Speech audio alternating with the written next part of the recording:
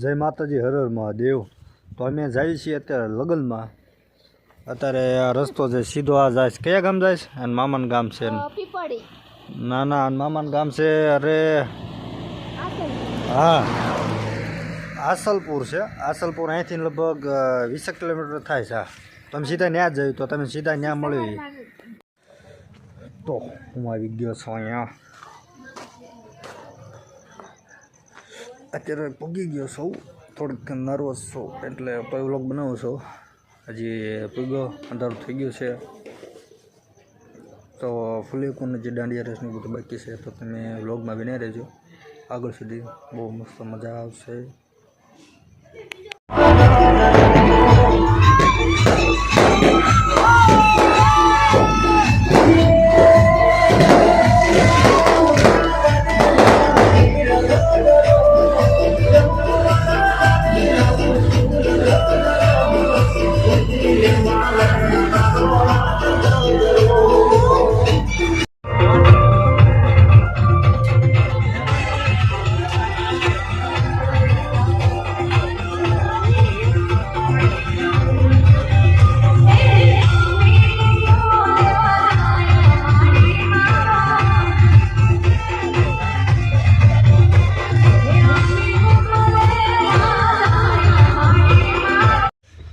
તો ફેમિલી, આપણું ફુલેકું પતી ગયું છે એટલે આપણું નહીં, આપણી વચેરીનું ઠેઠ ગ્રામડીએથી અહીંયા લાવ્યા હતા તો અત્યારે 1 વાગી ગયો છે ને ફુલેકું અત્યારે વરરાજાને શું કહે તોરણ ચડાવવાનું તો ચડાવી લીધો।